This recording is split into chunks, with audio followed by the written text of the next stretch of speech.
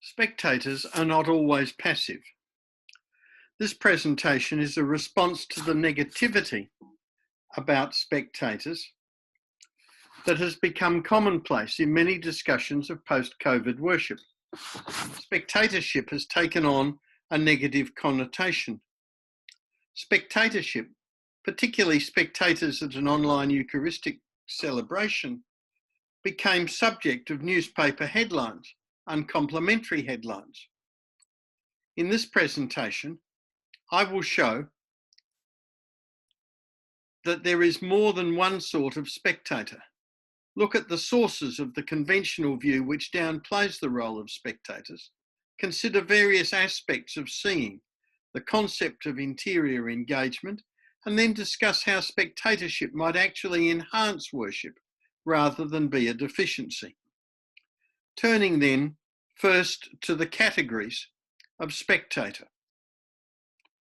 The archetypical example of the disengaged spectator is often taken to be a bystander at the Kitty Genovese incident, where a woman was killed in a New York street, seen, apparently, by more than 30 residents who did nothing. They were, we might presume, distressed by what they saw. That distress was noted in many of the stories.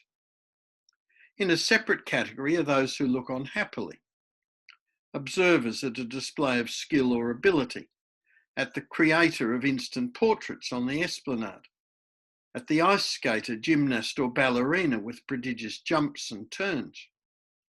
Distinct from these are those who have experienced what they now watch, the former player watching the game on screen or at the ground, and those who watch as a step in a plan to become engaged. Some may watch to learn about the activity or skill, perhaps from a capable commentator, even though they have no intent to participation. The photograph here is of carriage driving with the Duke of Edinburgh. Personally, I recall seeing on TV an equestrian event where the Duke was the commentator, where he took care to describe the challenges which horse and rider would face in the next element of the event, and pointed to the indicators of success to watch for. It has remained in my memory. As a spectator, I learnt about something I have never had any intention of taking up. The conventional view is well known, strongly sourced in the standard texts. The Vatican II text on the liturgy, Sacrosanctum Concilium, talks of full, conscious and active participation, a reaction against the remoteness of much medieval worship is discernible in both Reformation and Counter-Reformation. The concept of participation is well established in 20th century liturgical writing over a broad spectrum. In the latest issue of the Australian Journal of Liturgy, Robert Gibbon writes of the inescapable problem arising from Zoom, with its inevitable remoteness, its happening at a remove. In response, I want to explore a wider view of spectatorship, beginning with an examination of 4 aspects of seeing. The sacred texts, Gospels, Epistles, Psalms, and the prophets call us to look and to see, to use our eyes. Jesus himself, in response to questions about his identity, according to the Gospels, tells the disciples of John to go to John and tell John what they have seen. The practice of spectatorship has been researched extensively in the field of sport. Who comes? Who reads the books? Who watches the games? Who becomes a paid-up member? Studies have shown that participation in sport is linked to active spectatorship, to attendance, to subsequent expenditure on the team, to reading and watching habits. Prior participation is linked to being a more active spectator. Spectators are often praised or desired for their independence. So we have the independent broad-based Anti-Corruption Commission and the other independent watchdogs in Australia and overseas. For Hume and Adam Smith, the ideal citizen is a judicious spectator, skilled, valued, reasonable, engaged, hardly the spectator seemingly derided in the headlines. Indeed, some of the texts which are used to deride spectatorship seem to encourage certain aspects of it. Art is praised in the Vatican II documents for its contribution to liturgy and worship. And even online, the worship is often presented in beautiful spaces, with singing, vestments, music, carefully read text. Once again, the Australian Journal of Liturgy is a valuable resource. In 2019, and particularly in the last issue of 2019, which contains 3 articles concerned with art and liturgy. In post-COVID times, some criticised the constraints on singing and of being denied the possibility of experiencing the particular closeness to God available in certain places which for them enhanced that closeness to God, church buildings, for instance. And icons cannot be excluded from the consideration of visual art as an aspect of seeing and as an element of Christian worship. Icons are important elements of Christian worship in Eastern and Orthodox traditions and are growing in importance in the Western tradition. They have to be viewed, seen with eyes, or their presence felt in some other way. They can be vehicles of divine action. In simplistic terms, icons require us to look, to be spectators, if they are to be helpful in drawing us near to God. Both the categorisation of spectators I presented earlier and the work on spectatorship in sport showed that not all spectators are passive. One specifically Christian form of active engagement at a distance is the particular form of prayer known as interior engagement.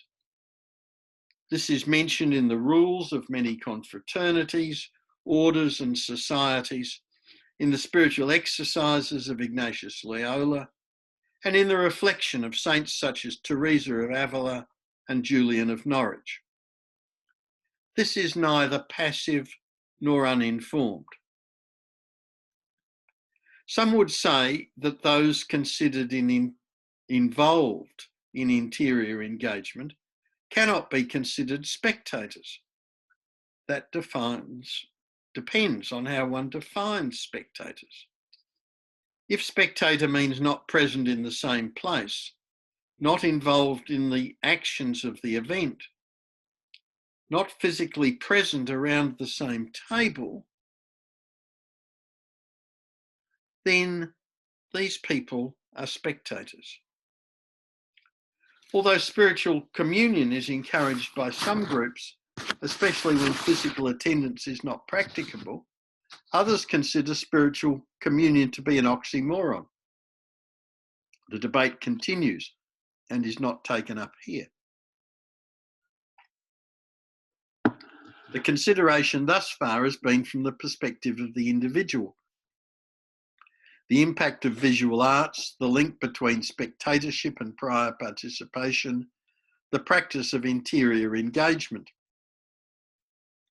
The individual spectator may also contribute to worship. Spectators can enhance worship. Perhaps most obviously, it is a way to keep contact with those no longer able to join in the celebration around the table at a given time.